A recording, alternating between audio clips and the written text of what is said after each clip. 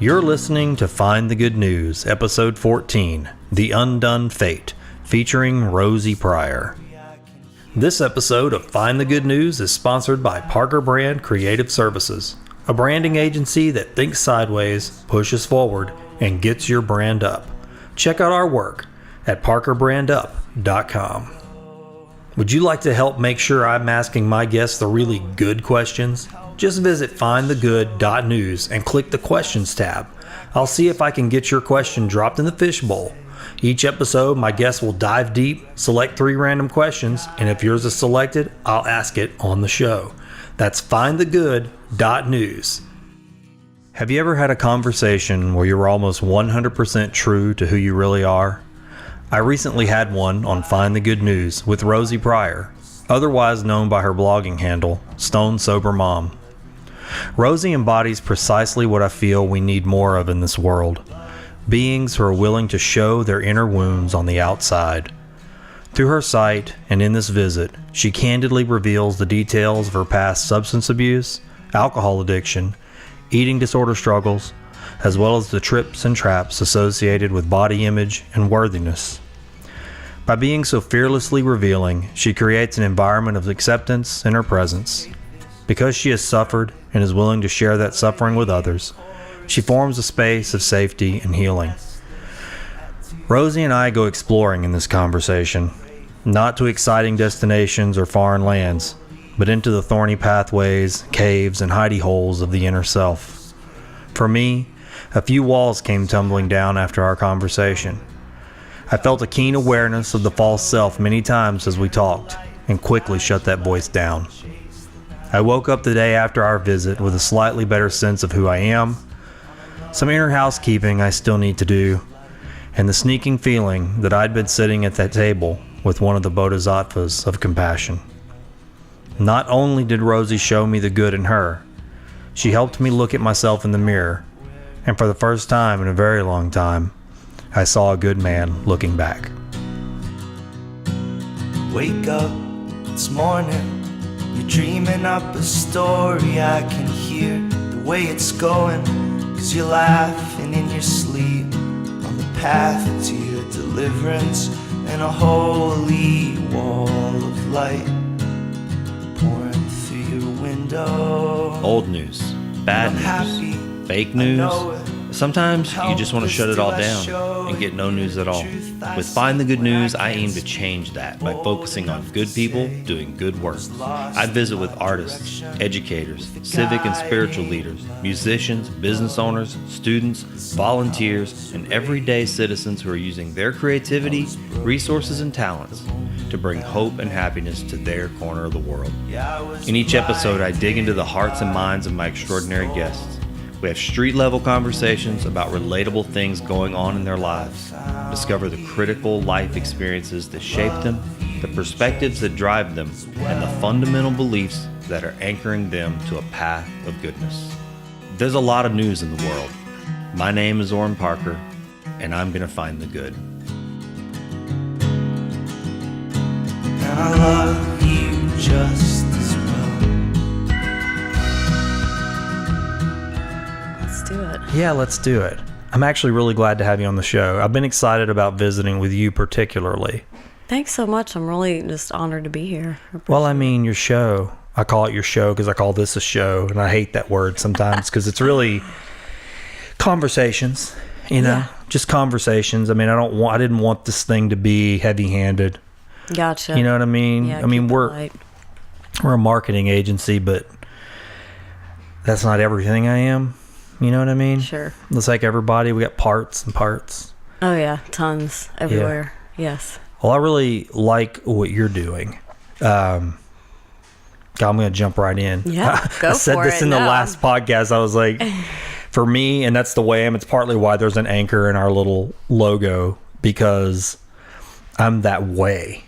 I tend to just throw the anchor over, and then there's like a certain length of chain, and I'm all in. Before long, I'm underwater, and I'm buried in it. Whatever it was I'm doing, and then I tend to reflect about what I did after the fact. After the fact, yeah. Yeah, I would love to be more intentional, and I do things with intention, but like I'm all in when I'm in. Well, when I believe think in something. That's a good way to, live and do things. And well, that's good. yeah.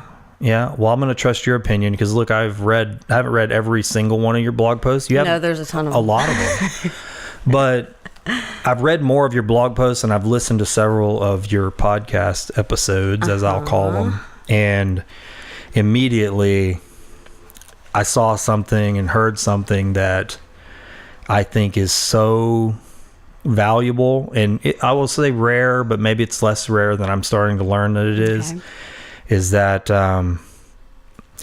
you've opened your heart up and you're not hiding like parts of yourself. Right. And the value in that to other people, one, I think that people don't realize how healing that is. And you probably are realizing the more you do it. Oh, absolutely. Yeah. I mean, it kind of started out as, a cathartic way for me to heal and just, honestly, I thought it would be easier when I decided to, sober up. It was easier for me to tell everybody that way. Like just a blanket, Was it sort of like a wading in, like, well, I don't have to do it to their face. Exactly. I mean, really, this was kind of like, the coward's way out, if you will. I mean, it ended up being like something good. Sure. But that was definitely like one of the driving forces. Because I just wasn't ready to face people quite yet. Yeah. So it was almost like was it like an audio, like a journaling type of process for you? Yeah. And I wanted to explain myself the one time, rather than having to explain the same story over and over and over again with everybody else. Because that, it felt like it could be draining. Yeah, sure. No, I get that. I mean, I'm a storyteller. And I love telling stories. I think telling stories is good. Mm-hmm. But I know what you mean. Like revisiting again can be exhausting. Especially, see, like the show even. I want it to be about good things, right? But so often, to me, and it's just I can only say it through my own life and maybe things I tend to lean towards historically, is that the better things come out of the worst things. Oh, yeah. I mean, I think that, pain is the seed. And I think if you can figure out a way to put value to your pain, people need to know that. People need to hear that. And people need to realize they're not alone in their struggles. Like, I think that's really important that we talk about because, I think you touched a little bit on like social media and it's all this beautiful, all these photos and happiness and dreamland and Disneyland, just everything is so perfect. And like, you don't see what's behind that. I mean, that's one moment, but everybody's struggling with something. Sure. No, I get that. Your most recent post, the one that you just, I guess it came out yesterday maybe, or the day before. Yeah, maybe. I don't know. Or maybe you shared it. Yeah. Then, but I stopped to read that one, and man, there's a lot you talked about in that one particularly that just resonated with me. We were actually just talking about that before you walk in, because awesome. Just putting out there the truth, because that's what I want this show to be, just like what you're doing, honestly, even more like what you're doing, because it just impresses me so much. Well, thank you. I have. I guess I'd call it like body dysmorphia issues. Yeah. Like I've got these weird habits, right? Where when I say habits, they're just tendencies. I don't like photographs of myself. Oh my God. I don't like, yes. I was shoe shopping yesterday. Uh-huh. And this is insane, the little thing. And I've blown over this for years. I just kind of pushed it to the side, but I was like, this is really a thing. So I'm shoe shopping. And I'm looking at shoes, no big deal. But then how they have those little shoe mirrors and they're angled up? Yeah. And I see myself in this out of the corner. It's the worst angle. And I'm like, possible. And I went to another aisle and tried on those shoes. And then I started kind of reflecting on that. Again, we were just chatting about it. I said, and then I started thinking of the stores I avoid because they have these big mirrors. And I was like, man, I've got a real issue. And, you know, I can go around like everything's fine. I mean, I can sit here across from you. I feel totally fine. But if somebody walked in the room with a camera, that probably wouldn't bother me. But if they said, oh, and I'm going to show you these pictures. Don't you? I hate pictures of myself. I don't have one picture of myself that I really Isn't that like. something? Yeah. But it's definitely dysmorphia. Like, it's some kind of like, you know, people don't see you like that. You see you like that. Right. Yeah, I can't experience myself properly. And I don't know what that is, honestly.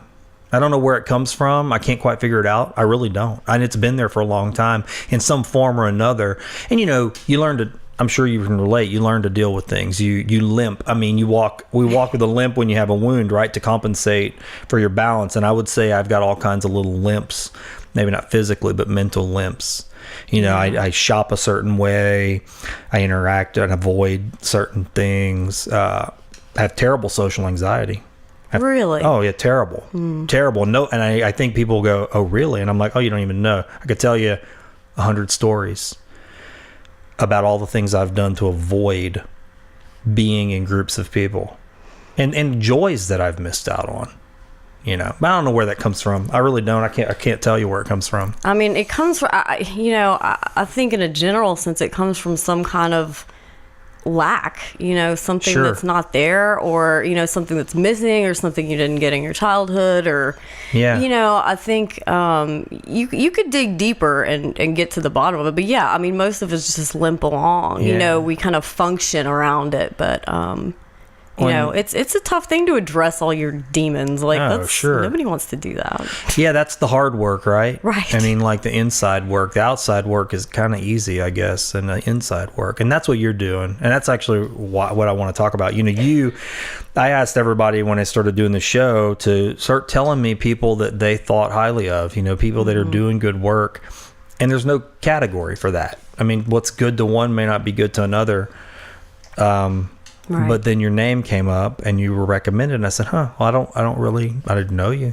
And so I went and looked at what you were doing, and I was like, And for me, that, I don't know, just struck that's a particular avenue of service to humanity, is to open your heart up and share your demons, your challenges. So if you don't mind, I mean, we just talked about not bringing things back, but can you just I don't know. I'm go an open into book. like, I will literally talk about anything. How did you get to putting, you know, it's stonesobermom.com. So stonesobermom.com is your blog, your podcast. How do you get there? Starting to that, where do you go to get there? So how did it come about? Is that what you're saying? Yeah. Okay. What was your path to that day when you go, I'm doing this, and what reason was it for? Yeah, it was definitely like a series of, at the time I wouldn't call it miracles, but now I do. Yeah. Certain things lined up. Like, I've always known deep down that I was an addict. I've always known that, you know, just because I couldn't stop ever. I couldn't control any substance. Same with eating stuff, you know, I was bulimic and anorexic, and I had no control over any of that. And it was such a scary place to live.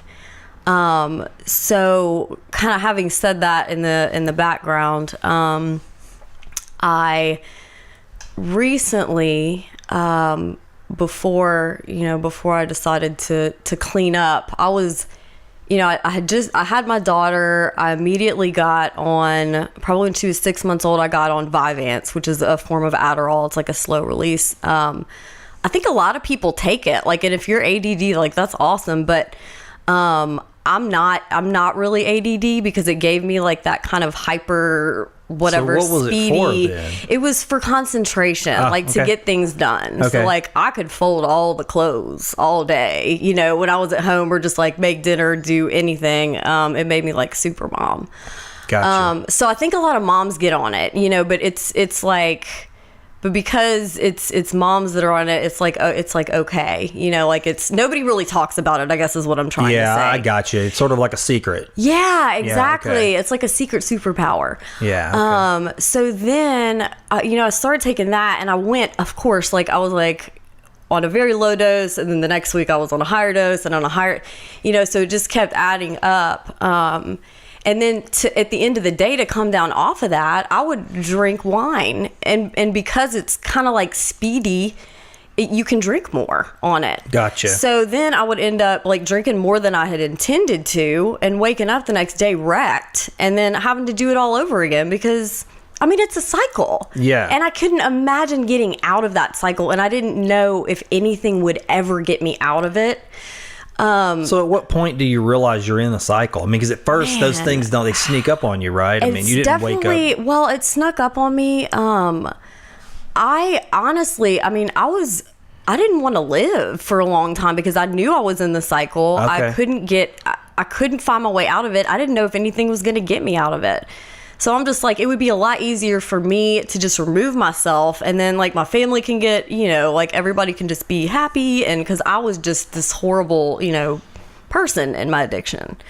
I think my husband and I got in a really bad fight, like a big drunken fight, and things were said, whatever. And then after that, I think being hungover that next morning really made me think, okay, like this can't happen anymore. Like this isn't going to happen anymore. So it's actually it's not funny. He'll probably kill me for saying this because I don't think I've even ever told him this, but I was like, he has a problem. Like he has a problem. Okay. So I start looking at like ways to stop drinking or control drinking for him. Okay, so I get yourself. this. No, you're going, okay, of course, gotcha. because that's what it looks like. It's everyone outside of you, And so I ordered this book that I've posted about many times, but it's called "This Naked Mind: How to Control Alcohol." So it wasn't like how to quit alcohol, because I like, who wants to do that? It was how to control alcohol. So the title, I think, is genius because it definitely spoke to me. It was a little softer than. I got you. It's not going cold turkey. Right. Yeah, right. Yeah, because I was like, hell no. Well, I can still have. Yeah, I got you. know. It's a softer sell. Yeah, and it wasn't. And it kind of started out like, the author Andy Grace was like, I'm not gonna make you do this. You can, but it actually just changes the way that you think about it rather than telling you ways to stop. So I needed my whole mental shift. Now, by the time I finished the book, it was my birthday, and I decided that was it. It was after I finished the book, I was done with alcohol. And I was still taking Vyvanse at the time, but I finally got to a point where I was like, I still can't look at myself in the mirror. I got to give it all up. So that's, and in that time, like in that period of giving everything up, that's when the blog was born. Gotcha. Okay. So the Vyvanse, I mean, when you took alcohol out of the mix, the cycle begins to end, right? Because that circuit's no longer there. The weight's in balance. That the high, the low. Now, I did also take medication to put me to sleep at night, so I could keep that. I could keep that loop going a little bit longer with just. With just the ADD medication, which I did. But yeah, I mean, it wasn't as fun. Yeah, right. I got you. It didn't. Yeah. How long did that go on? With just, which one are you talking about? Like the like, combo? Just, or like getting it from the day you start taking that to the day that you just, I'm done. Oh, okay. What kind of time period? The day I started taking it, I'm trying to think. It's about 7 months. About 7 months. That went on for 7 months. Yeah. Is that like a time period that you have like a different set of memories for that? Do you know what I mean? Like, is it filtered differently than other time periods in your life? Oh, it's just kind of yuck. I mean, I look back. I remember not being able to look at myself in the mirror. We were talking about mirrors earlier. I could not face myself in the mirror. Because of those things? Oh, yeah. Because I was stuck, and I couldn't see a way out. And I hated what I was doing, but I couldn't stop it. Yeah. So I don't guess I fully understand the Vyvanse. Is Vyvanse, am I saying that right? Yeah. So I've never heard of that before. Oh, interesting. Yeah, I mean, I didn't know that. Wow. Didn't know what it was. Yeah. I mean, I guess I'm assuming people listening to this are going to go, oh, I know what that is. Well, they might. They might. It might make them uncomfortable even. We're going to talk about it. Well, anyway. I mean, no. I mean, look, that's the danger of things. And I've said this many, many times to other people in various capacities, but addiction is a sneaky devil. I mean, it doesn't necessarily have to come into into drug use, or it Not could be at anything. all. I mean, Not at all. overconsumption of anything. Yeah. I mean, honestly, I think what I said at the beginning, I could say that's an addictive trait, to throw the anchor over and get into something all the way really quickly. I mean, I get that. I mean, I can honestly understand that. And there's habits, I would say, that you go, oh, I'm done with this. And then you go, oh, I fall back into this habit. And go, man, why am I know I shouldn't be falling into this habit again. Yeah. So, I mean, even that is an addiction, yeah? And you said something else earlier, that you always knew that you... Yeah, it was this really weird, like, intuitive sense. Okay, so the book I'm reading right now, it's called The War of Art by Stephen Pressfield. Okay. And he talks a lot about resistance. Okay, so resistance to live the life that you were meant to live. And a lot of us, okay, so the addict will use their substance in order to avoid the voice or the calling, you know, or and that goes with, you know, addiction kind of branches out into a lot of the, like, shopping or gambling or whatever, to ignore that voice because it's so hard to do what you need to do. It is so hard to do that. You know, it's about kind of diving into that pain and having to pull yourself out. And that's, to me, that's where your purpose is in your pain. I 100% believe that. And so when you have an aversion to something, that means, or a resistance to something, that is what you should do. Lean into that. That's perfect. Yes. Yeah. Lean into that. I've kind of felt that way. You know, gosh, man, I say this every single podcast, and I think it's because it was, and it still is, a wound that's not fully healed, and it's a grief wound from losing my father, my daddy. Right. I hate it when I call him my father. It's just so fake. Sorry. I mean, I do that because it's so formal, and that's a veneer that I'm just sick to death of. Yeah. And I mean, it's my daddy. It's my daddy. Yeah. You know? Okay, so when my daddy dies, I remember very well that feeling you're talking about, or that pain, right? And I remember telling my wife, well, I made a video for his funeral. Mm-hmm. And so I had the job of going through all the photo albums one by one, scanning all the pictures. You know, and look, digital age now, you can just go, oh, let me scan. They're all digital. You can swipe through them, but there was something very heavy about going through those albums, laying all those pictures on a scanner bed, scanning them, and then clipping each one out, and then making a video and picking songs. And it wasn't the same as if, I guess, the funeral home had done it. There was just something different about it. And I mean, it was like 9, 10, 12, 14 hours of all of that. And I can remember I was just home alone, editing the video, which is my job, right? But I'm doing it for this other purpose and trying to make it right and honor my father. I can't tell you the wailing and weeping that nobody saw. My wife didn't see it. My children didn't see it. Something happened during the making of that video, particularly. And I told her, I said, something's different about this pain. I feel like I'm not supposed to run from it. Like normally you stick your hand in a fire, your instinct's to jerk it back. Right.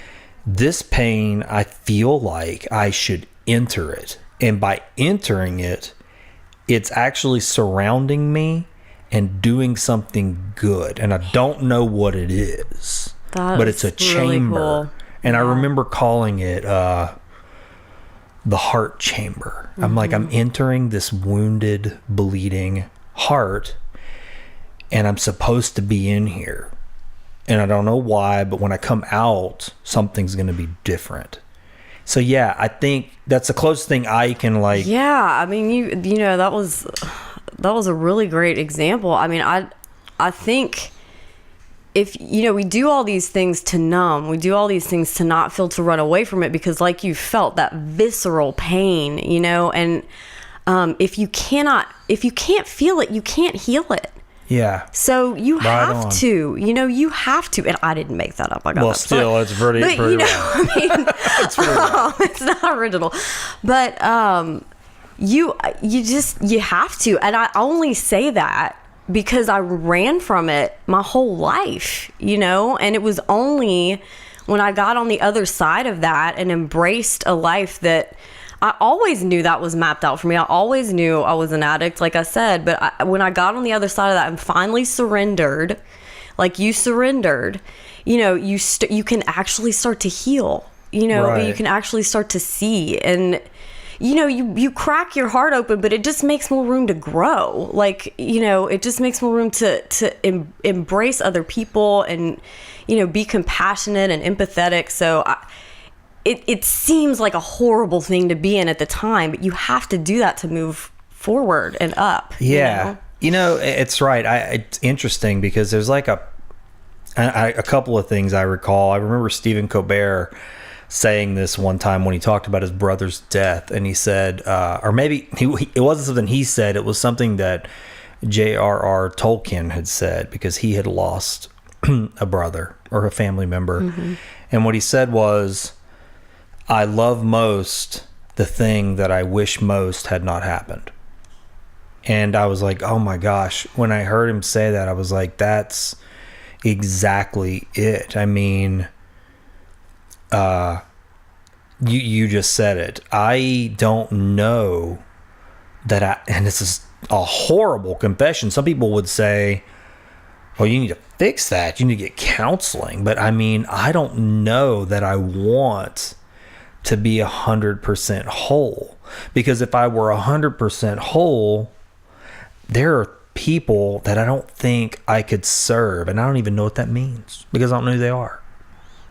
I don't even know how I'm supposed to serve them. But there's this feeling that if all the wounds were healed, then I would look at my fellow man and go and be, I don't know. I feel like that's where, strangely enough, where judgment begins. Yeah. I mean, without the wounds, I begin to not see common ground with my I don't know, for me. The humanity of it all, through those wounds and those hardships and everything, for example, like people who have lost their children, they become the beacon of hope for people who've lost their kids, Right. I mean, that and so, for me, I had eating disorders. I struggled with addiction. I want to help people, that have that. And I think that's where it comes from. It's from that knowing, like, that in your heart, and I agree. If you think about being whole as the same as being perfect, like, who wants to be perfect? Like, then what do you have to aspire to? Yeah, no, I get that. I mean, there's people that I probably won't connect with, but there are particular people, I don't know, it almost seems like it's just anybody hurting. When I meet somebody who's hurting, I think then in those moments I value so greatly any type of pain I may have had, even if it was just something simple from my childhood or just a small thing. It allows you to connect with somebody. So that's a good question. I mean, I've asked this question of everybody that's been on this show. Why do that instead of nothing? Why do you? Because you could have overcome your addiction, your eating disorder, and you could you struggle with it, right? Is it still? It's not gone, right? I mean, you still right? That's a battle. Yeah, daily. Yeah. So you got your own battle, right? Why take the extra step and then reach out? What is it? I feel like I would have really appreciated a space to feel safe in being imperfect, like a place where I could go and just be myself, because oh my gosh, like, that's so liberating. And I want it for everybody. I get obnoxious about it because I'm so excited about it, because just telling the truth, I just want everybody to tell the truth, and stop hiding and stop trying to be what you think other people want you to be, or what society says you can or can't be, because we're afraid of the stigma that comes along with, pretty much all the things that I am. Sure. I mean, I get that. I totally do. That's one of my biggest problems. Again, we were talking about this earlier. I have a problem with vanity, and I don't think and maybe on one hand I would tell you, I'm not a vain person, because again, here I am telling you, I don't like looking in the mirror. I don't like, but actually I would say it's probably worse than vanity. Whatever I am dealing with, it's worse than vanity because it's a hypersensitivity to it. It's not the person that's absorbed in look at me, which is what we would consider traditionally label vanity. But what I have is it's the opposite of vanity, but it's not. It's maybe worse than vanity, because then what I've sensed is created is an aversion or a distrust, or really a disdain of people who are vain, which are perfectly fine people. Yeah. And I tend, and it's not that I'm conscious of it, but I do know I feel it. And I'm like, this is interesting because they didn't do anything. Well, I can totally relate to that. Like people who just kind of like ooze confidence. Yeah. They make me mad, because I don't have that. Yeah, they have all this self-esteem and it looks so effortless. Comfortable. Yeah, they're comfortable in their own skin, and everybody loves them, and they're fine with it. And I don't know, it's strange. It is, but I get that, and I think if we look at that, like people who make us uncomfortable, people who we have an aversion to or a disdain for, and it's so hard to do this. And I mean, don't get me wrong, I don't do this all the time, but if you look at them, like, what is it about me that makes me dislike them? Because you're not going to change that person. It's not them, it's me. Right. It's some kind of reflection that you don't want to see, or some kind of characteristic that you don't want to deal with. If you kind of look at it like that, which is not fun. I think that's why a lot of people drink and whatever, because it's not fun.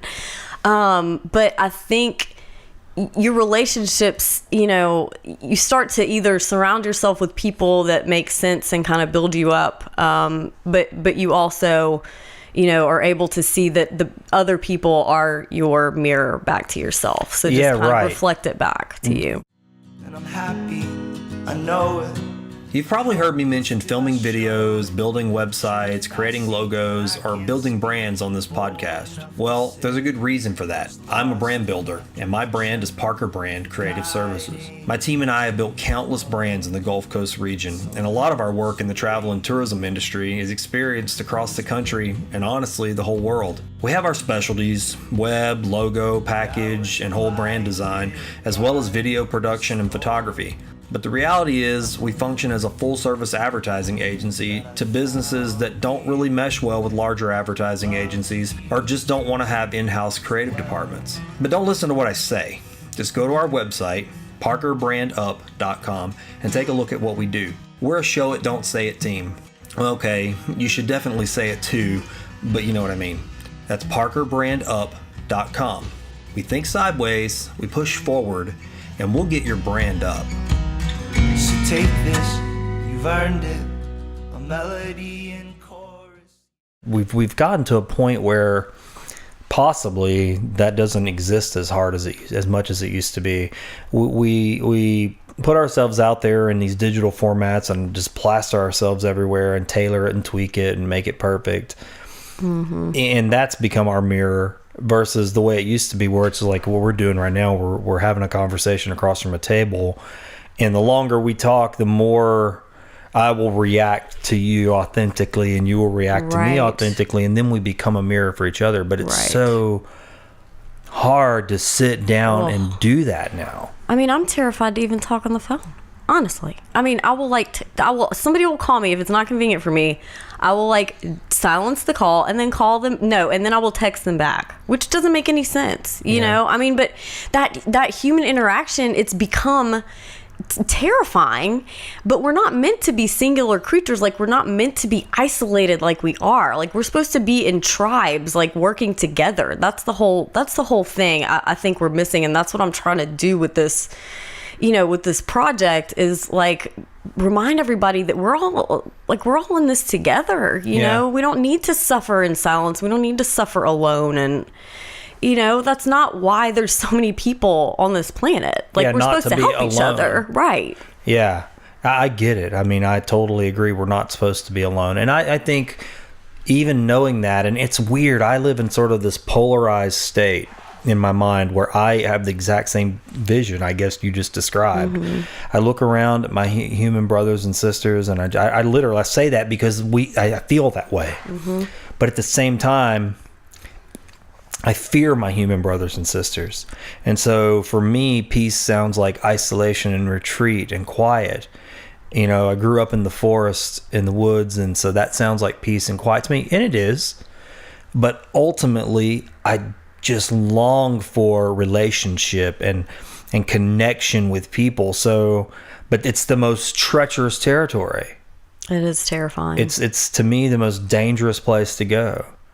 You know, because then what if we don't agree or on something critical? Yeah. And what I mean by critical is something that could hurt one of us if we don't agree. Yeah. Does that make sense? Yeah. What I'm saying? Sure. Like, I'll give you an example. I've had some wonderful spiritual experiences being a part of a particular religion. And they've been blessings to me, the experiences. The connection through the ritual of that faith was very good for me. But it was in the interaction with humans that the pain came.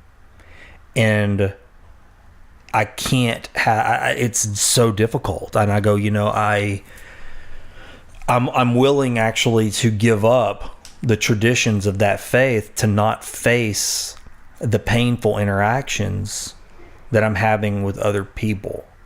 And so I just write that whole thing off and just secretly hold on to what I know is good for me, but I don't practice it in public because by practicing it in public, I have to interact, and then the venom and the pain, the attack, and I go, I just can't do it. So I just give the whole thing up. See what I mean by that? Yeah, I guess you kind of have to practice discernment with that, or just like when to cash it in, or when to, you know, pick your battles or whatever. Sure. Because I don't think there's, unfortunately, like, not a book written about that either. Yeah. You know, there's no rule book. And, you know, I don't want to always be it's natural to seek out safe spaces, you know, and go, oh, well, let me keep seeking till I find a safe space and a safe group. But I mean, also, I don't know that that's good for me either, to just always seek the safe thing, right? You know? Well, I think you kind of just have to trust that it will unfold for you like it should. You know, if you lean into that resistance and you go in a place that might be scary, you might find your tribe, you know, your group. Yeah. Honestly, if I'm being truthful, that's probably what this show is really about as much as anything. Is that, you know, this is a safe space, right? You can come in here right now at this table and say anything to me, and that's okay, because, you know, I think it's willingness to put your heart out on the table, like we talked about. And so by having a space like that, and this is probably just another one of those old things, but I go, you know, I can sort of not control the narrative, but I go, hey, I've made a spot for that to happen, so I don't have to go seek that spot. Yeah. It's probably as much about that as it is about anything. It's and again, not unlike what you've done with your blog and podcast, is you're doing the same thing. You're going, hey, here's a spot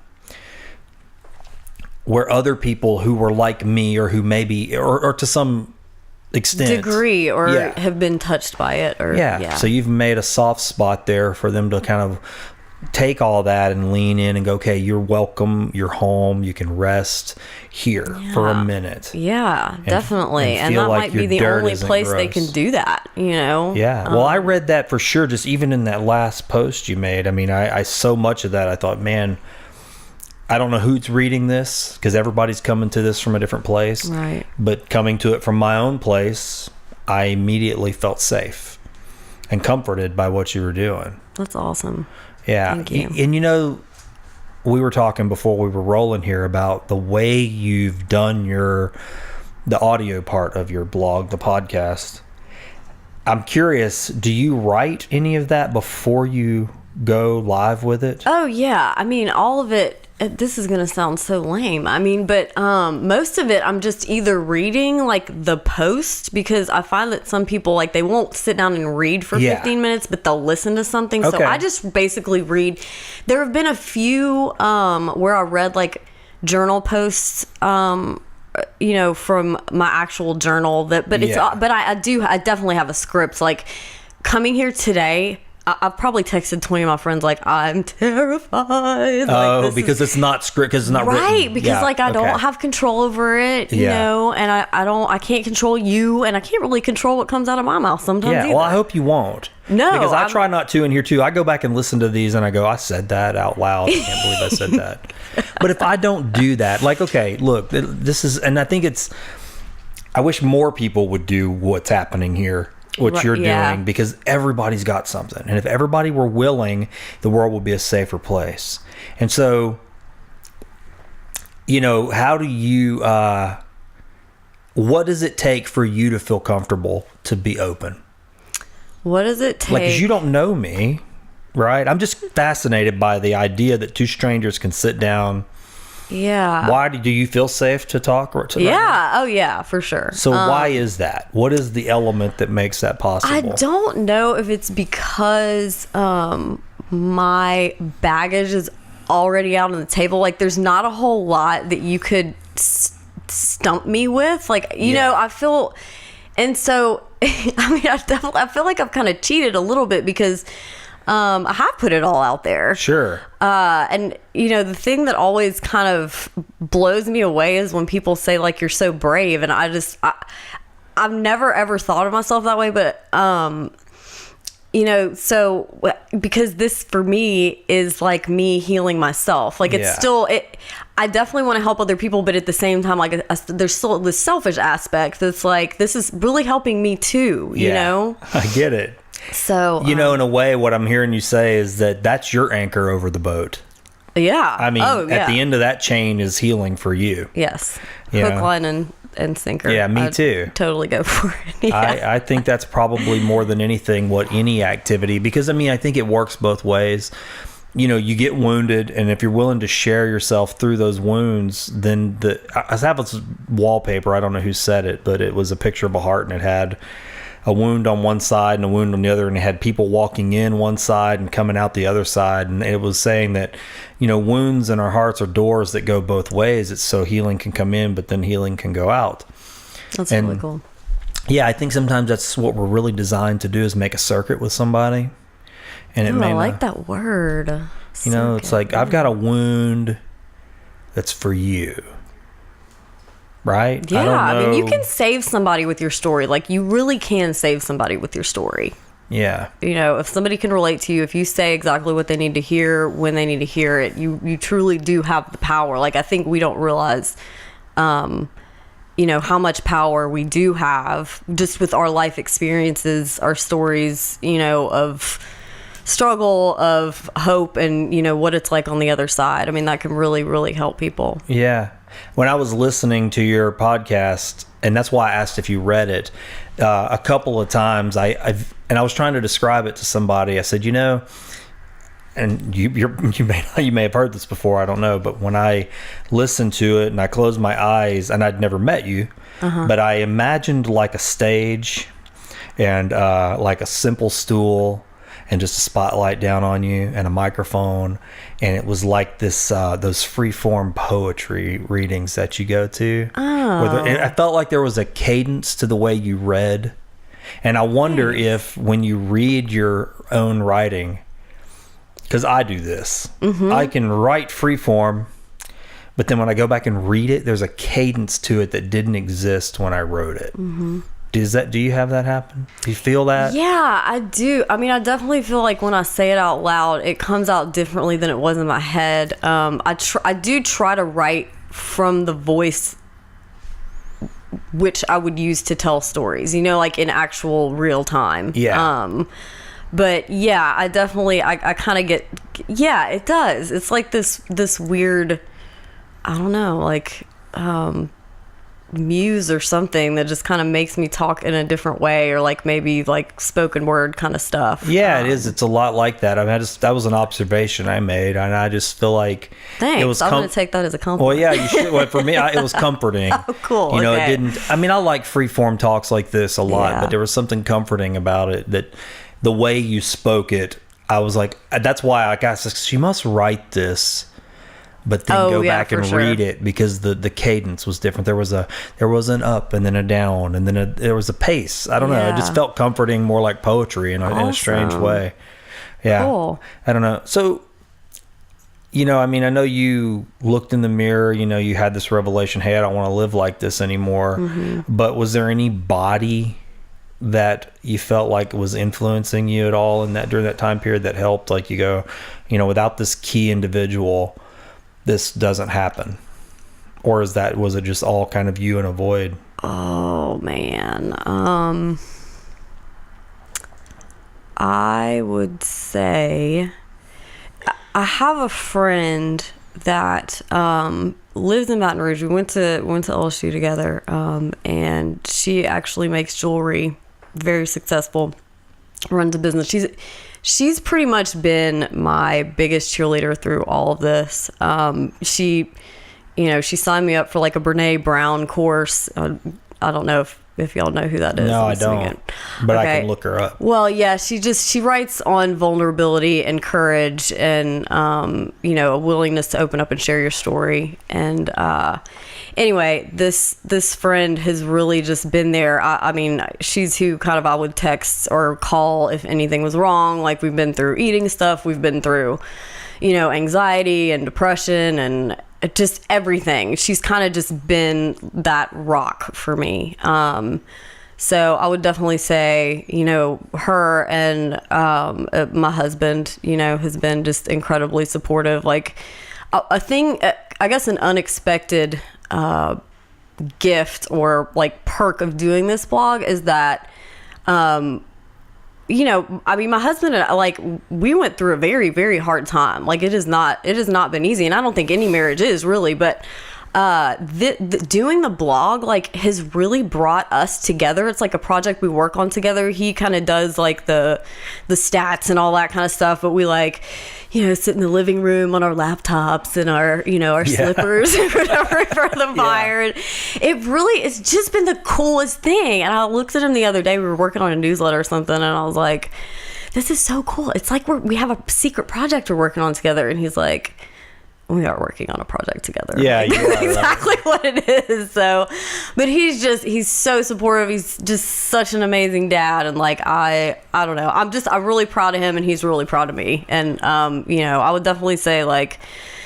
but I have a ton of other friends who have just also been rooting for me, which is just huge. And it gives me goosebumps to think about.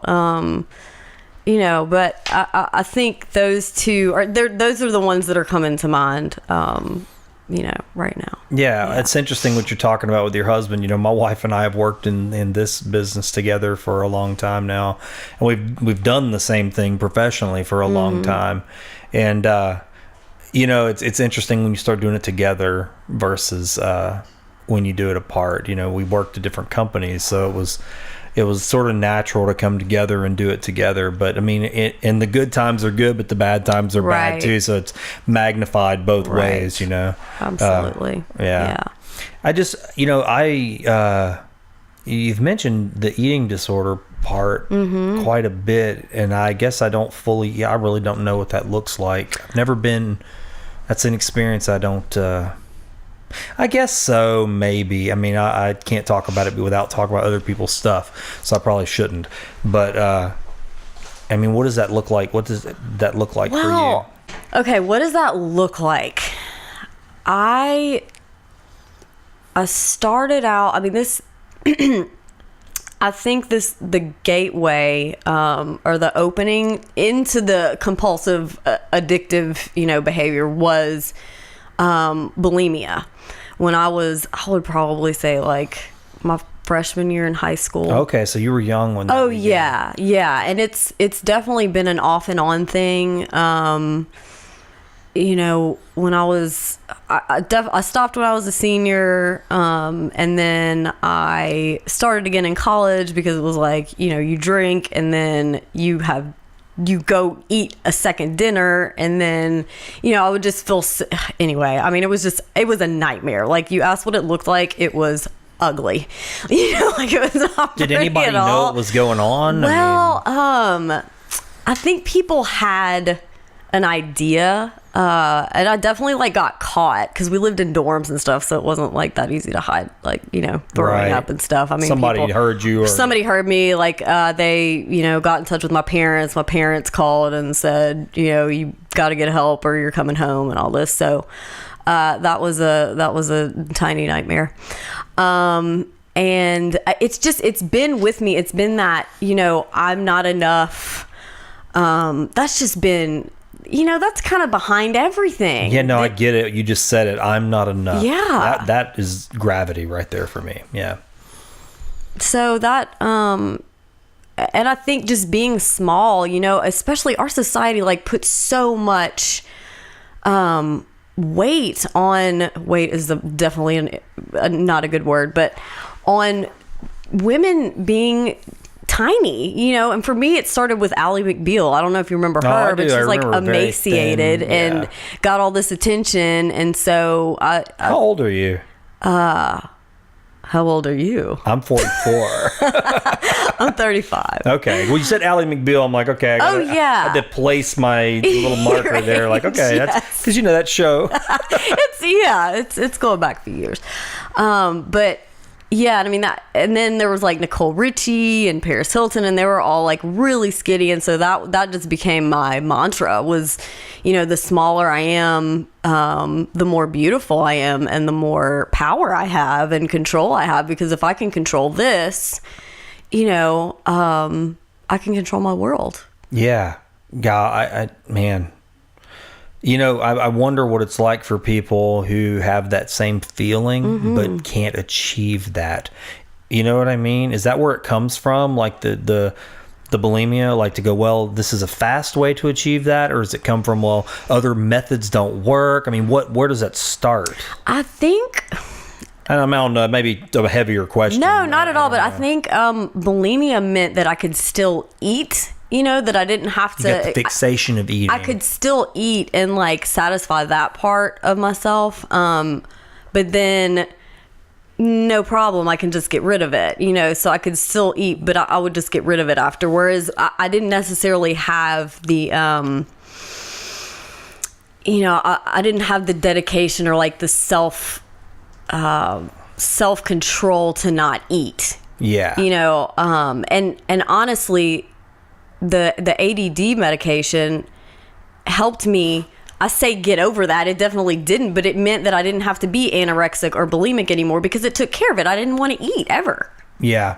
I actually, listening to you talk about that, this is sad actually, but I think I know someone in my life that I could, sad, but I guarantee you that that's probably what's going on. And it's probably some type of medication like that. Well, I've opened up in person to, you know, a few people about it, including like a massage therapist in Houston randomly. But of all the, like, most of the women that I talk, okay, not most, but more, you know, a disturbing amount of women go through that. Like first of all, the eating disorder, and then if you get on a medication to keep you from eating and make you productive, hello, you know, it's a total no-brainer. Yeah, I mean, look, I know, golly, man, it's interesting. It's kind of revealing, but it's layers of that stuff. It's like, so you get this, it's sort of like a magic pill, right? You get that boost, you become super whatever. On top of that, you don't have to eat, so you're getting like super thin, which you've equated to success or whatever that may be. 100%. And then now you've got the energy and the put on to go, now I can go out and have a great time and take more pictures of myself and show everybody how wonderful my life is, and smile, and I'm getting skinnier and skinnier, and everybody sees that I'm going and going, and look at me, I'm here for my kids, look at me, I'm going out and having a good time. Yeah. And that just sort of it's this machine that's sort of eating you from It is a the machine. bottom That's up. a great word for it. Machine. Yeah. In Buddhism, the word would be samsara. Okay? It's like a whirlwind of hands just keeping you in the loop. Come in. And once it's got you, all the hands grab you, and you're in the wheel after that. It is. It's the wheel. Yeah. It's the wheel. You know, another Buddhist thing that I think of when I hear you talk about this is the hungry ghost. You ever heard of that? Yes. It's exactly what I think of. It's like the little mouth with the big belly. So creepy. But it is creepy, so but it's on point. Yes. We're kind of become that. Yeah. Yes. That is a vicious cycle, man. And it's almost like it makes you wonder how much of that is even classic addiction, or if it's just sort of what's happening. Like, I'm going to say classic addiction. What the hell am I even talking about? No, you're But fine. you know what I mean? You cannot like, offend me, I promise. I guess what I mean by that is like an addictive personality. Mm-hmm. I mean, because I think somebody who maybe doesn't have an addictive personality or a propensity towards addiction could still get caught. Oh, in I that. think, and I think a lot of people can just quit. You know, they Yeah. don't necessarily have to like. Right. I mean, I just couldn't quit. Oh, I get that, because look, I used to pat myself on the back like nobody's business. This sicko pride when I was younger, because I didn't drink, I didn't smoke, I didn't do drugs for years. I mean, well into adulthood before I even drank alcohol. And I wore that around like this badge. But if I'm being honest, those were just the public addictions that everybody looked down on. I had my own private addictions that I was not calling addiction. You know, so here I was, you know, Mr. Clean was what everybody was. He's Mr. Clean, Mr. Clean. My friends would say that. That's awesome. Yeah, well, it is, but until you start to go, you know, my friends are still doing some of that stuff, but they don't want to tell me, right? Because I'm Mr. Clean. And then... Yeah, you kind of close yourself off a little bit. Sure, right on. That's exactly it. And so you're not experiencing certain portions of your friends. You're I don't know, you're creating a fake existence with them, you know? Yeah. So, yeah, I mean, and then... because those other addictions are sneakier, and honestly they have more longevity in my life, that I can go back to see when they started and go, wow, I'm still wrestling with this at 44. This is something that kind of started when I was 12, and even awareness only helps, it doesn't defeat. No. And I think that's with anything. Awareness only helps, it doesn't defeat. Because, I mean, the things I'm aware of, I have not beat. Well, what is it, you know, one of the things that, my therapist tells me to do is look at what you're doing. What need does it point to? You know, does it point to a need to be right or respected, or, you know, a need to feel included? Right. Any of those, you know, I'm just kind of throwing random stuff out, but just, you know, that would be a place to start. Yeah. Is to look at what your thing is, and like, does it point to a need that is not being met or was not met in your childhood? You know, I hate to keep going back to that, but no, I think it's where a lot of things start. A lot of stuff happens then. Yeah. Yeah. I mean, I remember, years. Let me ask you this question, because I don't want to forget to ask. Okay. Because it seems like you dealt with and have battled with the addictions and things like that in a particular way. But there's a lot of people who just go, you know, like to NA or AA or something like that. Did you try any of those things? Oh, yeah.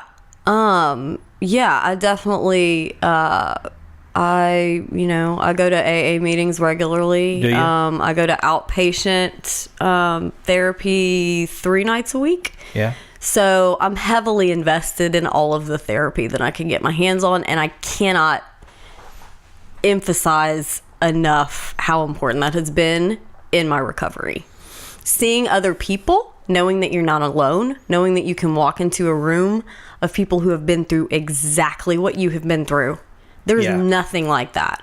And so in that way, my addiction, like this battle or whatever that I've been fighting my whole life, if that landed me in these rooms with these people who understand me, it was worth every second of it. Yeah. It was worth every second of it. That touches on things that for me, spiritual things, and I can't help but think it. And I think it every time I meet somebody like you. Mm-hmm. One of the concepts that came out of my spiritual life that it has been stickier than almost anything was the idea of the bodhisattva. And I don't know, a thing about that? Some maybe. Refresh my... So the bodhisattva idea is a being that has attained enlightenment but chooses to not enter nirvana because there's so much suffering in the world, and chooses to remain in whatever form is necessary to alleviate the suffering of beings, however long that takes. Lifetimes of re-entering the wheel and becoming whatever is needed in that lifetime, even if it's for one being. Wow. Right? Yeah. So they enter and they feel pain and they receive whatever level of enlightenment they need to become a blessing for another, so that pain gets alleviated to help lead all beings. And this goes on and on and on. But there's one particular, the Dalai Lama is supposed to be the reincarnation of Avalokiteshvara, which is the bodhisattva of compassion, who, if you look at a statue of Avalokiteshvara, you've probably seen it, there's like 1,000 arms and 1,000 faces. So Avalokiteshvara saw the suffering of humankind and split and became whatever face you needed to see, you alone for you, whatever you needed and whatever I needed became that being. Yeah, that's cool. And so it's an interesting concept, I think. And so I hear what you're saying, and and talking about pain and suffering and using it, and I go, there's all these beings like you and anybody, and we look at ourselves and go, I'm just human, which is kind of the beauty of the thing. I'm a broken person, I'm a hurt person, but in some small way, you're one of those arms of Avalokiteshvara's, helping, and it just goes on and on and on. So all beings in whatever capacity. I don't know. It's just a beautiful concept. Yeah, I mean, that's a beautiful image. And I see that when I talk to people who, I don't know, who have been through things, and I go, man, you're actually, this thing you're doing is that. It's that helping beings heal.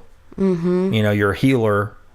And I guess that leads me to the other thing I wanted to ask is, what other things do you do, besides the things that are readily available, in AA, you're doing your blog and you're helping other people, but are there any other things like, meditation, whatever that you do that help you just keep the I have like an app on my phone that's that's like a kind of a morning devotional that I do every morning. It's related to AA, but that's so I'll look at that, and then I teach yoga 3 mornings a week. Okay. And for me, that process of flow, because I never know what I'm going to teach whenever I get in there. But that I just, I'm like, okay, whatever I need to teach, like, just let me be the messenger. And that's been a really cool process because I can kind of see like creativity working. And that's been there. I've been doing that for about, 5 or 6 years.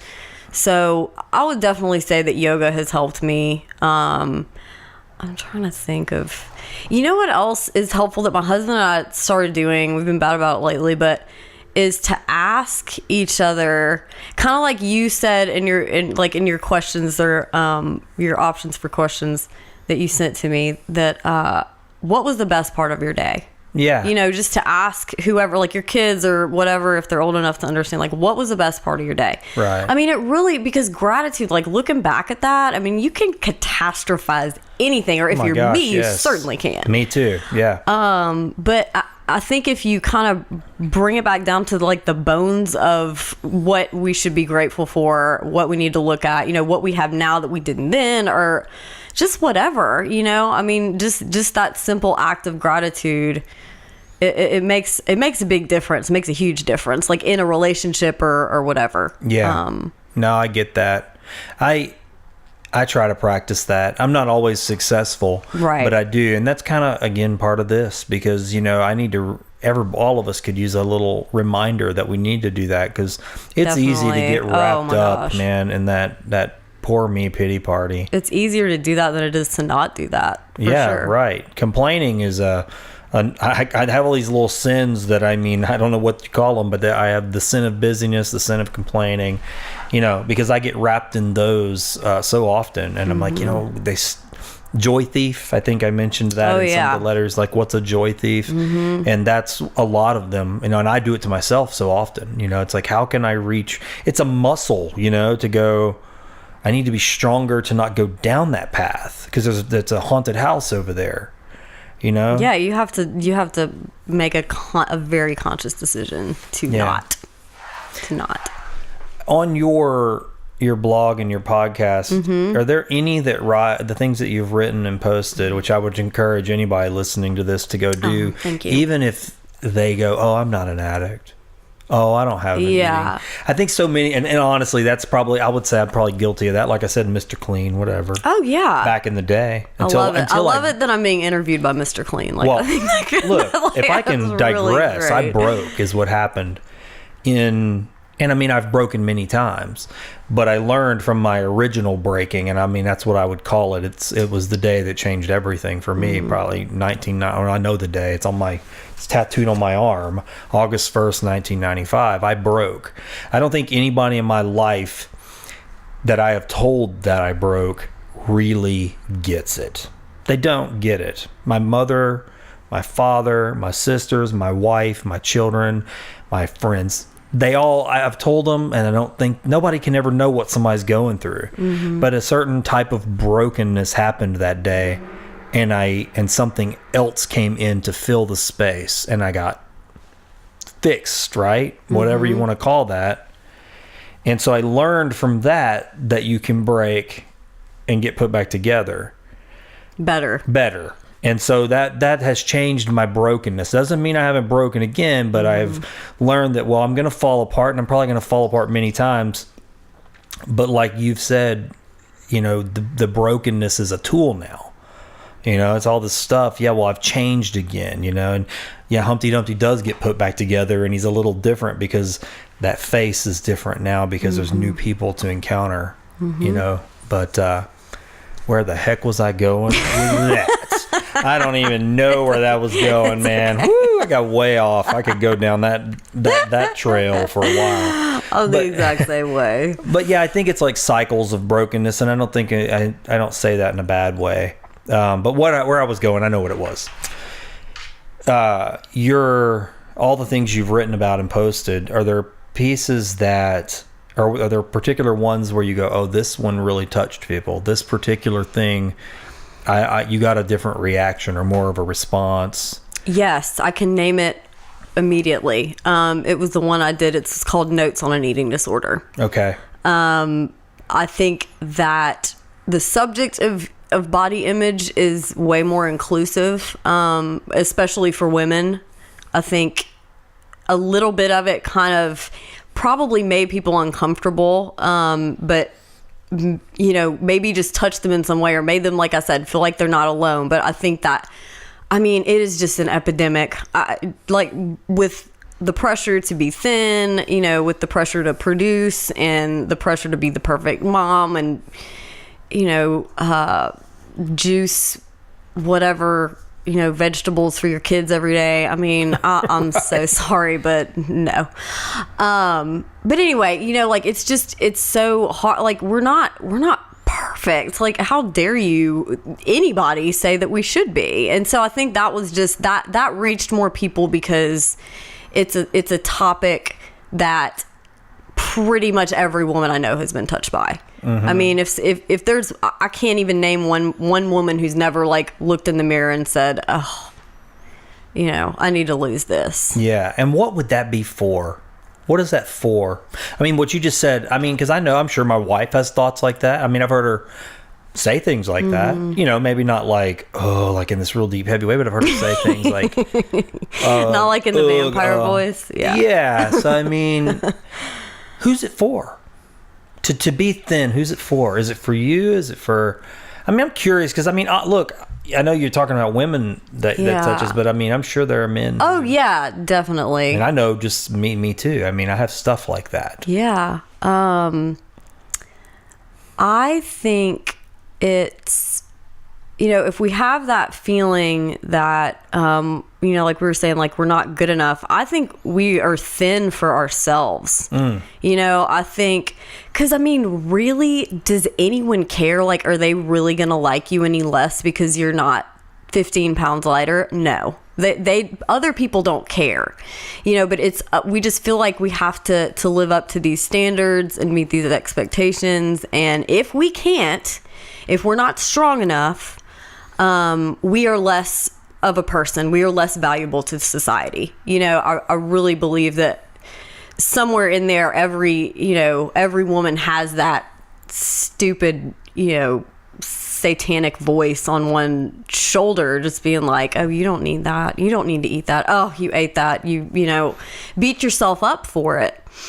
But I think we do it because of some deficiency that we have, like something that's not, it's like an obsession that we can have, that's not necessarily going to kill us, but it's something to focus on other than maybe what we need to be focusing on. Yeah, right. Just like a distraction. Sure, the hard work, which is the inside work, right? I mean, I get that. You know, it's well, I mean, I talk about this a lot, but I could go on a whole rip about it. And sometimes when I feel myself getting on a rip about it, I'm going, oh, that's just to mask your own stuff. But it's we celebrate it. I mean, we celebrate. I was talking about this with my son. I was like, it's messed up, man. I mean, it's completely effed up. We celebrate in our world. We give better jobs to attractive people. You know, they get the clothing is tailored to attractive people. I mean, we literally throw money at people for their exterior alone. And what do we think that's teaching us? I mean, I watched a local, and God, I don't mean this is so judgmental. But I need to just say it. I mean, I was online and, you know, looking around, and I actually have a real problem with beauty contests, and it probably goes back to my own shit, you know. But it's like, I was watching this. It was a church that I had went to for a while. Had like a beauty contest, probably totally innocuous. It's harmless, and I mean, most people be like, "What's the big deal?" And I go, you know, and again, I heard another podcaster say, God, why the hell can't I let people just have their fun? Because I find, and when he said that, I went, oh, bingo, that's me. Why can't I just let people have their fun? And I thought, and I analyzed it for a little bit, and I was like, why can't I let them have their fun? What's wrong? What the hell's wrong with me? And then I was like, oh, well, it's because this is a bigger damn issue. It's not about them having their fun. It's about the bigger issue of what the hell we're telling people by taking these little girls and dressing them up like grown women and putting a big crown on their head because they're prettier, or we're saying you're prettier. And people will say it's not all about that. I don't believe it. I don't, because I just don't buy it. Well, it just because I can look at the girls and go, yeah, she is pretty. I mean, you see what I'm saying? I mean, be honest. Yes, I mean, yeah. She's prettier than that girl. That's why she's got the crown on her head. She's got blonde hair and blue eyes, and she's prettier. More symmetrical. I think that's actually how. I think my dad told me that's how you can actually judge how beautiful a person is, how symmetrical their face is, which is just, I was like, whoa. And then so I did the whole symmetrical thing. I was like, oh, I'm effed. Yeah. But I think that just it comes back to how everything is so surface. Everything is one dimensional. You know, we're making people's value, is just chalked up to what they present exteriorly to the world. And that's terrifying because, like, what if you're not good looking? What options do you have? Like, it's terrifying. I mean, no wonder we have mental illness and depression and all that stuff. Like, nobody values, what's underneath the surface. And that's it's hard to get there. Yeah. Most people aren't wearing it on the out. They don't wear it as see, that's what I think is awesome. And that's, again, why I get thrilled to talk to somebody like you, because immediately when I see what you've done with your podcast, I go, and God, you can call me a suffering addict. Sometimes I've even thought that's what's wrong. There's something wrong with me. But I go, oh, she's putting this out there. I didn't even go look you up. Somebody gave me your name, and I immediately searched you and I found your blog. I started reading it. That's who I met. You see what I mean? I didn't go, let me go see what she looks like. I didn't care. Oh, cool. So I saw the outside. I saw the inside first. And so I go, but it was easy work because you put the inside out there. Interesting. That's your vanguard. Your inside is on the outside, and it's a vanguard. I can go encounter you that way. So you're who you are on the inside is the only person I knew, right? I like that. I wish I could introduce myself to everyone like that. But that's extra work, man. Most people, if you're shopping in the store, there might be somebody hurting like right next to you in the aisle, but they may look at you and go, she's cute or whatever, and like, I bet she's just, whatever. And then they don't realize that you have this open heart, and you might have like the gift for them inside there. But because it's extra work to like go that place, we don't wear it on the outside. I think that what you're doing is important because, like you said, it's creating circuits with people, and it's these are real conversations. Like, this is non-edited or whatever, but I think that's what we have to get back to. I think it's gonna, I think we're on the brink of a revolution. I'm an idealist. I'm insane. Whatever. I don't care. But I think it's gonna get worse before it gets better. But I do think that we have to, as Crosby, Stills and Nash says, we have to get ourselves back to the garden. Like, we have to go back to where it started. Like, people, less stuff, more real conversations. I think the stuff part is very important because the stuff is also just another, it can be an addiction too. I need a thing, and the thing is temporary, and the feeling the thing gives me, I feel more. Look, I go, golly, man, poof. See, let me tell you a little. This is the trick with this kind of show, and I mean, I'm going to make a confession, and then I'm going to remember to say what I actually was trying to say. Okay. So, like a show like this, and it's like I told you, we do media work, and we have customers and clients. So when I'm doing a show like this, and I'm starting to get into that honest territory, there's that ping that goes, if I'm too honest, then one of my customers is going to hear me be honest, and they're going to go, oh, I can't believe he said that. And then they're going to go, I can't do business with that person because he's so honest. Yeah. So there's that like sneaky little thing going, don't be so honest. Yeah. And so I go, well, but that's not what. But then there's like that anarchist heart inside of there going, dude, just light this bottle on fire and throw it out there because that's what actually, the only way people know to come is if the fire's burning, right? Can't find you in the dark. So saying that, what I'm about to say is probably getting into that lighting that bottle on fire territory.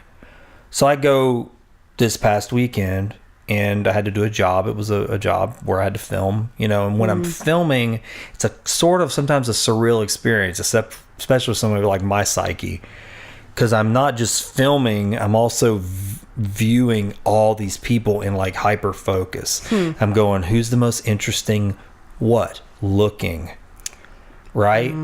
Who's dressed the most ideally for the environment I'm filming in, because when I put them in the video, people are going to go, oh, that looks cool, or that looks interesting. So it's aesthetically pleasing. Pleasing. Right. And on one hand, people go, so what, man? That's what it is.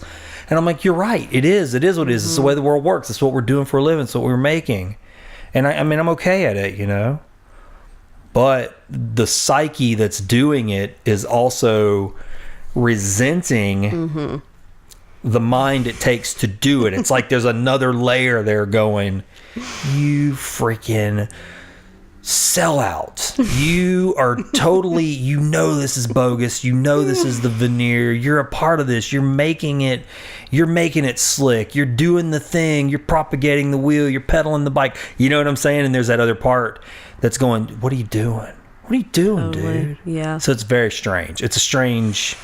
That's a lot to be going on in one person's head. Yeah. And I mean, the only reason I even know it's because I go back and I feel like it's the hard work. I want to know that that's going on in there. Yeah. I mean, I could just have went like, man, that's cool. I'll film some film today. And that's fine. And I guess I could do that. But there's something in me... You can't do that though now because you've scratched this, like that's there now. You can't go put it away now. Yeah, the paint's off. And I mean, do you feel like, and I guess that's where I'm going too, do you feel like that because you've put yourself out there and now is it sort of like, well, I can't go put this back in the bottle now, right? I mean, if you ever just was like, well, I've already put myself out there. I have moments where I think this is too much, I'm too open, it's hurting people, it's hurting my family, everybody's having to field questions about their addicted daughter or wife or, daughter-in-law or whatever. So there was definitely a moment when I felt that way. But because my family they're the most important people in my life, I only really care how they feel and if they're able to, handle it. And they really have been so graceful and gracious in the way that they have embraced this new life for me. I mean, just initially it hurt, it was like pulling off a Band-Aid or pulling out stitches or whatever. I mean, it was painful, at first, but at this point, I think now that it's out there, it's circulating, it's helping people, it's making a difference. I feel like my life has a purpose and they can see that in me now. Yeah. There's a light that wasn't there before. And, so to answer your question, yes, I have felt like that. Yeah. I have felt like that. But at this point, I'm just, I'm out there. I'm out there and I can't like grab it all back and shove it back in anywhere. There's nowhere big enough to hold it now. That it just keeps going back to me. It's the anchor overboard. Yeah. You threw that anchor in the water and there's a certain point where maybe you could have pulled it back up, but now it's like, now there's anchors. Now the anchor, and like every time you make a post and every time you put something out there, it's one more link in the chain. It just it's bigger and bigger. We're just gonna hang out where we are in that boat. We'll be there for the long haul. As far as what inspires you to make a post, because I mean, I've only read some, but is it just whatever is on your heart at the moment? Or is there like you go, I need to probably write something or put this out there? Or how does it work with you? Is it all just inspiration? For a long time, and I've definitely battled with this, but I tried to come up with some kind of like linear kind of system or some kind of way to make it systematic, and have, this week I'll talk about, I'll do a book post that I've read about, I'll do a relevant post, that I'll do a short post, then I'll do something about something that helps me. But I've learned that I think part of the reason maybe why people relate to me is because I'm all over the place. I never know what's going to happen in my life, and I do very much draw from experiences. Like I try to do one post a week about a recent experience, and how that's been uncomfortable, how it's shifted me or changed me or whatever. Like, because I do a lot of, we have to do homework for my outpatient group.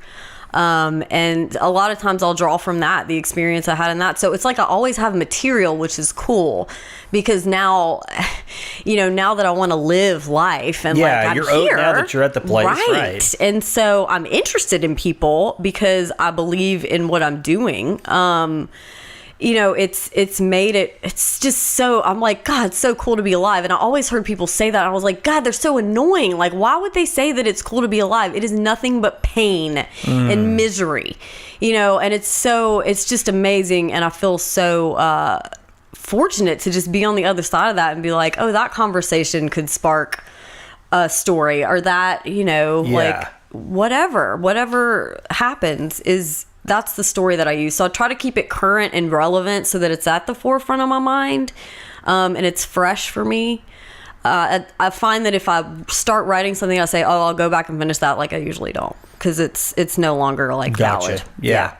That's interesting. I would say that's probably, I can relate to that with this, because, you know, this is actually helps me as much as it maybe helps people listening to it. It's the same thing, because I find joy in meeting the people. You know, it's changed. It's a renewed interest. I loved talking to people, and I loved being open to people. There was something I liked about that. I was like, if I'm open to people talking and listening to their shit, which I have become good at for whatever reason. I didn't know that was a thing. I was like, oh, listen to people's stuff. Some people just need somebody to listen to them. I didn't know that was a gift. I thought it was just something everybody did. A lot of people need that. A lot of people need a good listener. Yeah. But for me, what it's done is it's retuned my mind to go, now when I'm talking to somebody, the show has made it to where I'm going, I get even more interested, because I'm like, okay, this person, and not even from a marketing point of view. It's like, no, your little story you're telling me in private, how I got to convince you to trust me that this needs to be talked about and shared. Yeah, that's really cool. You know, and so that's kind of what it's done for me, is it's actually made me put on a new pair of glasses. It makes everything inspiring. You know, you're kind of just lit up by a lot of things. Yeah, so that the one thing I guess it's made is interesting for me too has been I guess diversity. I don't want people to go, oh, you know, you're only talking to art people, or you're only talking to musicians, or only to teachers. It's like, no. Goodness is all over the place, and it's just like you can't even see it. Sometimes we got to find it and like draw it out like through the pores, you know. Yeah, definitely. Man. Well, yeah. Well, I want to play a little game. This fishbowl here. Oh, goodness. It seems to be going pretty well. You'll be the third person to do it. Okay. But it's called Fishing for Goodies. Okay. I don't know if you've heard it yet on the show. I haven't, no. Okay, so some of the questions I had sent you, because you'd asked me like kind of, so some of those questions are in here, but there's other questions too. Like each guest gets to put 3 questions in this bowl. So there's questions I wrote, but then there's also questions from other guests in here. And so that's how we're going to do it. And as time goes by, this will just be full of hopefully wonderful questions. Oh, cool. Yeah. Okay. So what I'm going to ask you to do is reach in there and pull 3 questions out. Oh, 3? 3, and then hand them to me. Oh, and man. I'm going to ask them to you. Don't peek. And we'll just see where the conversation goes from there. Oh, wow. Okay. 1, 2, and 3. Okay. All right. I don't even know what they are either before. I mean, I've read them, but I don't. Okay. Some of these, oh, well, this is, you kind of already talked about. This is easy. Excellent. Has your project, passion, or work changed you? Doing the blog. I mean, has it changed? Has that, you know, you did it, obviously, after some things changed in your life, but has doing it changed you? Yeah, I mean, it's given me a purpose in my life, hands down. I mean, it has made my life worth living. Like, that's an easy answer, and I'm sure it sounds cliche and whatever, but I always wondered, like, you know, I would see people fighting for women's rights or human rights or, you know, just whatever, like they're passionate, and they would just fight like to the death for it. And I was like, what does that feel like? I've never been passionate about anything. Yeah. But I wanted to be, you know? And so, going through all this has just given me that gift. So, you know, yes, it's definitely definitely changed me for the better. That's interesting because, you know, I do know people that are close to me who that's a big struggle for them, is like, I don't know what my passion is. I don't know what my purpose is. But I guess what I'm hearing you say is you went through that too, and it came. You weren't looking for it. No, I didn't want to find it. You know, that was the last thing I wanted to do, but I would tell them, go to your pain. Like, go to what hurts and look at that. If you want to know what your purpose in life is, like, go to what you're most afraid of. That's where your gift is. Yes. Yeah. And now that you found that, that's like your tether, huh? Mm-hmm. You're just like in it. You have that rope in your hand. You can like always, like, it's tied around your waist. Huh? Yeah. I can always, you know, come back to it. It's, you know, it's one of my strongholds, one of my foundations for sure. Yeah. That's interesting. I think I've had many passions. I tend to find them really, and just like I told somebody else, I'm like striking a match on a box. It's like, oh, I found this passion, and you know, I light the thing up, and then it's like cool and it's hot and it burns out, and then I'm like, another passion. But that, I don't know if there's that one thing like that for me. And I've said this before, but I think it's people more than I want to admit. I have a passion for getting to know people deeper, and I don't know if that can be a passion. I don't even know if it is. Yeah, but you know what? That means you're interested in being interested in people's stories. Like, that's not a small thing at all. It's really not. Like, I don't think you understand how valuable that is, because most people, I mean, when you talk to them, I say most people, that's a sweeping generalization, but you know, a lot of people are just waiting to say the next thing.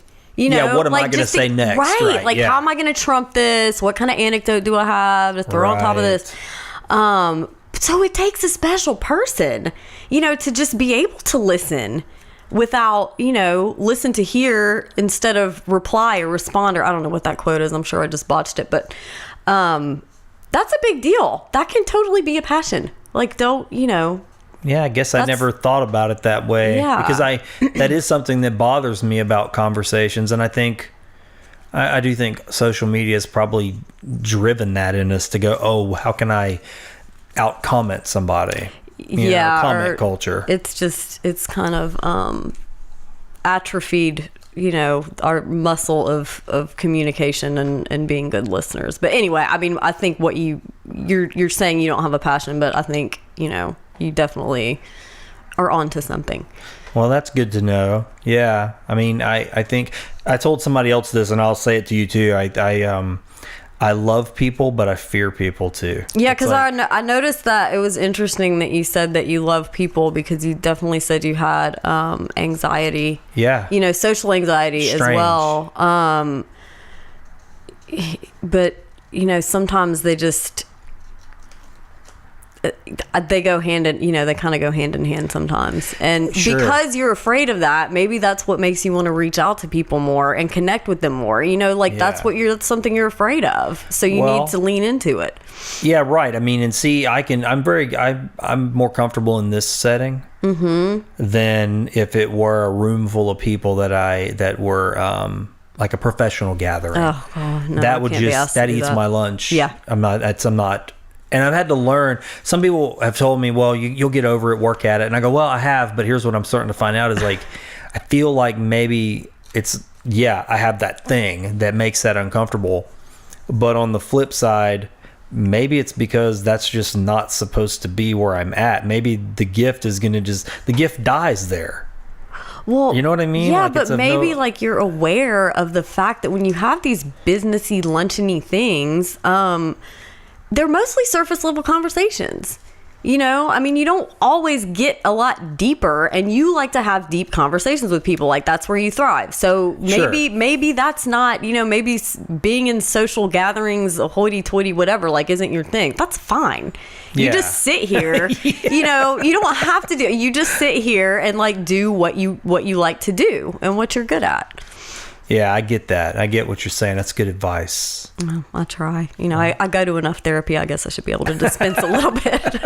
You know, I've been to counseling before, and, you know, several times. And I'll say the one that I had the most success with was many, many, many years ago.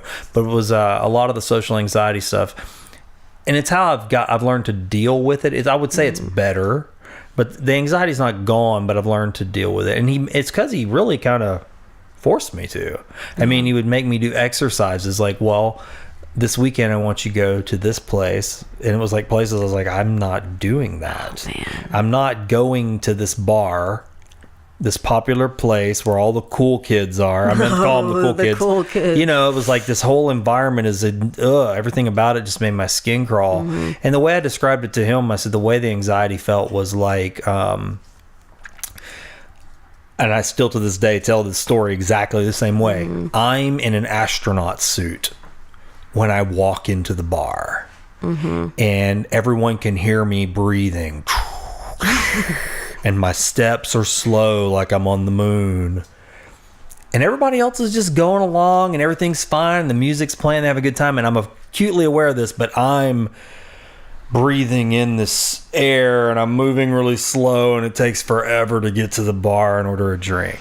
And that's the best way I could describe the anxiety. It was like, I stick out. I don't belong here. That's hard. You know, but I've learned to, over time, to...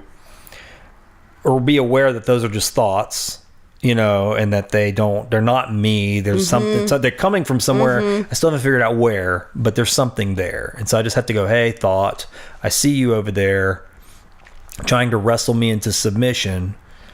And so I'm just being aware of you makes it possible. You know, still the struggle is real, man. Yeah. I mean, the struggle absolutely. is real. Yeah. I know a ton of people with social anxiety. It's a real thing. For sure. All right. This is a good question, I think. Oh, gosh. Okay. It's not a hard one. I mean, I don't know. It depends. I mean, it depends on what you think about this.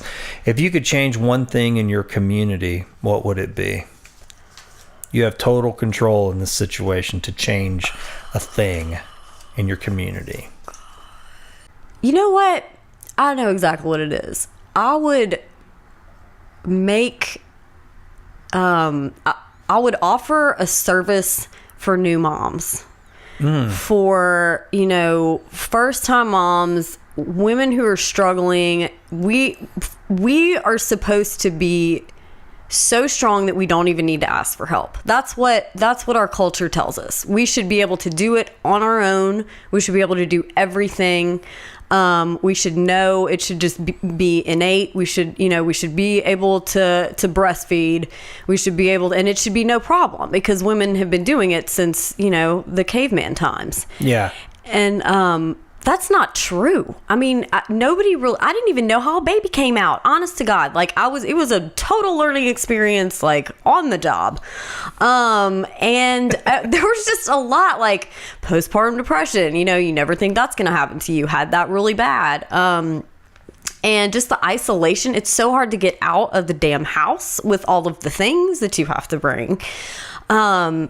You know, cooking, you forget to eat because you're just taking care of this new, and just honestly, I would just want somebody to come and sit with me for a couple hours just to get me through that evening, you know, because I would always just, if I were by myself, like I just open a bottle of wine, like that was, you know, but then I missed that whole human connection. But I would offer a service for mothers because we are all struggling on the daily, you know, and it's just people are not talking about it enough. Honestly, really? Yes. Do you encounter a lot of people that because I mean your blog is an open door, so people know they can come to you and kind of tell you anything. Do you see that a lot? Do you hear that a lot? I've heard that a lot just in my life. You know, I have a 4-year-old and a 1.5-year-old, and that's just been a recurring theme, you know, with every woman I know. I would venture to say, I don't know anybody who's got it together, but the support is not there. You know, my husband's from England. Over there, they have midwives that come and check on you afterwards when you're recovering from giving birth. You know, they have... There's just there's a network of support for you, and you know they pay for daycare, whatever. And here it's just a free for all. You know, you're on your own, you're isolated, you're looked at like a weakling if you ask for help. Or at least that was kind of my experience, you know, where I was and with the friends that I have. So that's what I would change. You know, I think there needs to be a stronger network of women, together, being real about stuff. I can see that. And I mean, I think a lot of that's because the machine's gotten so big. I mean, you mentioned the word tribe, which is one of my favorite words, and I look at it as a good word and a bad word depending on what the tribe is doing. But I think in a smaller community, and the last guest we were talking about talked a lot about community and building neighborhoods and intentional neighborhoods, and not the kind of neighborhoods like, priced out of affordability, but like actual neighborhoods built on people who actually care about each other and know each other. And you're touching on sort of that same thing. I kind of told her after we were rolling at that, I said, one of my favorite movies is Dances with Wolves. And I remember when I watched it, I've watched it 100 times. There was something about that. I still can just watch that film and go, look at the way these Sioux Indians are living on the plains. I mean, you've got the old and the young. Everybody's sort of taking care of each other, living close, and it doesn't seem to bother anybody. It isn't like, I need to put a fence up. I'm sick of, my neighbor in the teepee next door. It's like sort of different mentality about taking care of each other. And I don't know if it's because it was smaller, a simpler time. Obviously, that world is gone, but to some degree, I think there's something to be learned about that. And I think it touches on what you're talking about. Like there's a built-in nurturing network for each other. It's important that the neighbor, the other, is helped, not demonized. Yeah. Yeah. Oh, absolutely. And, that kind of goes into like the elders that were so revered back in the day. They were put on a pedestal as people with wisdom and, and knowledge and experience, and they could impart advice on, younger people in the tribe. And now we want to just get rid of old people. Yeah. There's not everywhere and not by everybody, but it's a sentiment that's definitely, it breaks your heart, so it's like, even though I say, especially as women, men might feel this too, but like as you get older, your value just diminishes, and you have to keep looking like you're young, so we keep doing all this stuff to our bodies to make us stay young. And then when you finally get old and like you're supposed to be happy and retired and everything, you're worthless, or that's what they tell us. I'm not saying that they are, but that's how I feel. That's how a lot of people feel about getting older. Like what fun is this going to be? When it should be the best years of our lives. Yeah. No, I think you're right. I mean, there's no doubt about that. I mean, you can look around and see it everywhere. And I think now older people, I mean, I say older, I'm talking like even 65, 70. I mean, they're, unfortunately, I see, and I guess even really close to me, is almost like a using of those people. It's like, look, what resources do they have left? Can they watch my kids? Just suck them dry. Can they watch my kids? Can I stay there? Yeah. What else do you have that I can take? You're right. Because your life is kind of done and mine's going. I'm on the up, you're on the down. So like, I've seen that really close to home and in different capacities. And, it bugs me. It does. It bugs me because it's the opposite of a good tribal mentality. Yeah. And I mean, honestly, I don't know what the answer is apart from just being nice or whatever. But I hope that sometimes is all it is. Today, National Kindness Day or something. Right. Apart from being nice, what's wrong with yeah. Why not be nice? Yes, that's something I wonder sometimes. All the time. Yeah. I try that. Look, I mean, I try that first almost always. I'm going to try nice first. And I'm going to try it second. And I'm going to try it third. And sometimes I fail by fourth or fifth. But I do try nice first. I really do. And I wish that I could believe, and I hope that that's what and I think that's what it's going to take, honestly, to make the world better, is more people going, I'm going to try nice more than once. Yeah, I like that. Just try nice more than once. Yeah. I mean, so you had a bad experience at the checkout line or at your favorite restaurant, and you were nice and maybe the other person wasn't. Oh, well, next time try it again. Just keep trying. But the thing is, it's never about you. Like we take it so personally, but really they're dealing with something we might never know about. Right. Like I went and got a coffee the other day, and the Starbucks lady who usually like takes my order, she was a little bit short with me. Like, we're usually buds. And I was like, oh my God, what did I do? Like, did I ask for too many nuts in my oatmeal? Like, oh my God. Right. And so, but then I sat down and, like you're saying, like, you just kind of reflect on it. And I was like, man, she's probably having a terrible day.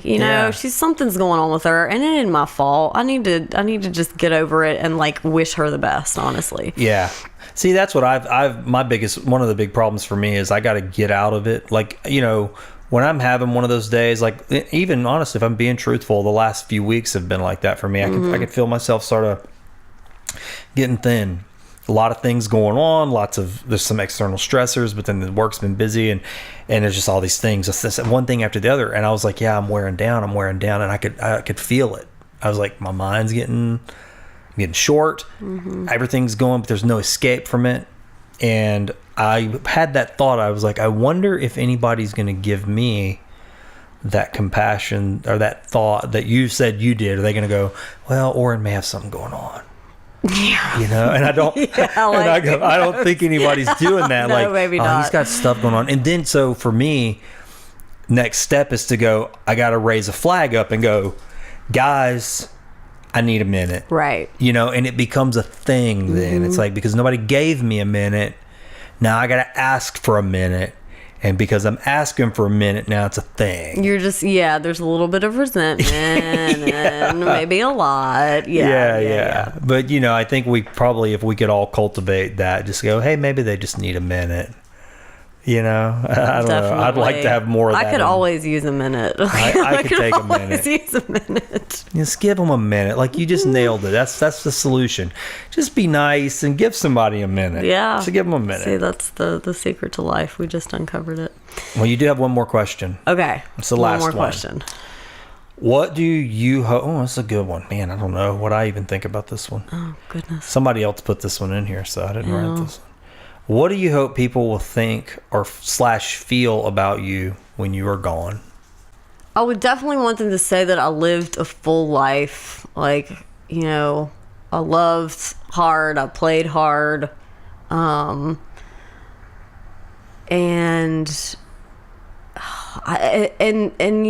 maybe that I made a difference. Yeah. Maybe that I made some small difference in somebody's life. I mean, honestly, that's, that I was a good mom or a decent mom, an average mom. I'll settle for average mom at this point. And a good friend, and just kind of lived, fiercely. I think that's how I want to be remembered. In my addiction, I would have died young. I remember I had some medicine woman read my fortune when we were on a trip in the Grand Canyon, and she was like this really cool hippie lady, and I was like, I want to be like her. So I said, read my what is it, not your fortune, your hand, your palm reading. Yeah. And she looked at my, she's giving everybody like, oh, you're gonna be a world leader or whatever. She gets to mine, she's like, ooh, that lifeline is short. And I was like, oh, can we undo this? Like, can I unknow this, please? So I guess I've always thought I was going to die young. And I think that's why I drank to excess and partied and, all that stuff. Because I was like, well, who cares? Fate was made. Right. Yeah, that's exactly it. And it was easy. It was like a get out of jail free. I could just say, well, I'm going to die anyway. Yeah, but look what you're doing. Why not smoke all the cigarettes? Why not, like kill my body or whatever, poison myself? So that was, that was kind of like a scapegoat for me. And I'm so glad, even if my lifeline is short now, I'm like looking at my hand trying to see if it got any longer. Yeah. I don't know which one it is. Well, maybe there's a line on your hand though that you can't see. Yeah, maybe right? so. I mean, it sounds to me like you've undone. You can undo fate, right? If that's fate. I mean, I don't even know if you believe in that, but if you do, or if you don't, even I don't know. Yeah. You can undo things. I mean, there can be a healing and a restructuring. Right? Yeah. Oh God, I hope so. Yeah, it sounds like that's what you're doing. That's interesting. You kind of pulled the string on that and undid it. Yeah. Extended that lifeline. Yeah, I hope so. At least a little longer. Yeah. I'm not ready to go just yet. Well, I hope so too, because I mean, what you're putting out there is helping people. Thank you. So speaking of what you're putting out there, how do people who want to interact with your blog and podcast, what's the best way for them to find that? People like comment under the Facebook posts and stuff or Instagram, and they usually just send me messages, you know. I have, my email is stonesobermom@gmail.com, and I've had people, reach me that way too. But what's your Instagram handle? What is a handle? It's Stone Sober Mom. Okay. It's Stone Sober Mom. And I'm like blown away. I know nothing about Instagram. Do you use it a lot? Yeah, I do, but I don't understand like the algorithm or whatever it is that they talk about. I think they just made that word up. But yeah, so I'm on Instagram, and that's, people send me messages on that too. And because people don't want their shit all out there, like I do, and that's fine. Like, so a private message, which is really cool. And I so appreciate that. I always really, really appreciate that. Yeah. And Facebook, you have a Facebook page for it as well, or do they just follow you? Yeah, they just follow me. It's, my name is Rosie Pryor. And so they just follow me on Facebook, and all my stuff is on the same page. And the web address is stonesobermom.com. Mom.com.